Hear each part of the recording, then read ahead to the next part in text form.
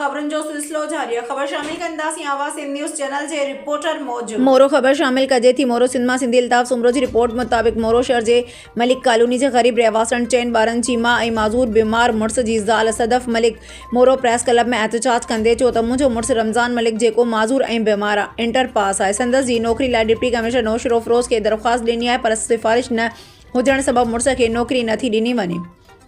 मुड़ुस समेत ॿार मुख़्तलिफ़ बीमारियुनि में वठिजी विया आहिनि। इलाज लाइ पैसा न आहिनि, ॿार तड़पी रहिया आहिनि। मानी गभे लाइ पाड़ेसरनि खां मानी वठी ॿचड़नि खे ॾींदी आहियां, न त बुख ते सुम्ही पवंदा आहियूं। मुंहिंजो ॿियो को बि आही वाही नाहे, असांजी ज़िंदगी अज़ाब वारी गुज़री रही आहे।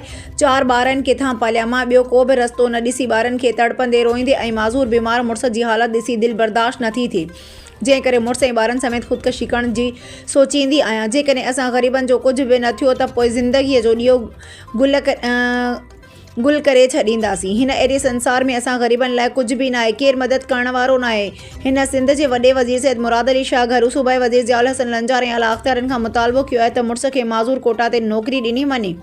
जेकॾहिं नौकरी नथा ॾेई सघो त पोइ असांजी मदद कयो त मासूम ॿारनि जे पेट पाले सघां, बीमारनि जो इलाज कराए सघां। जेकॾहिं कंहिं बि असांजे लाइ कुझु न कयो त आख़िर असां मौत खे तरजीह ॾींदासीं।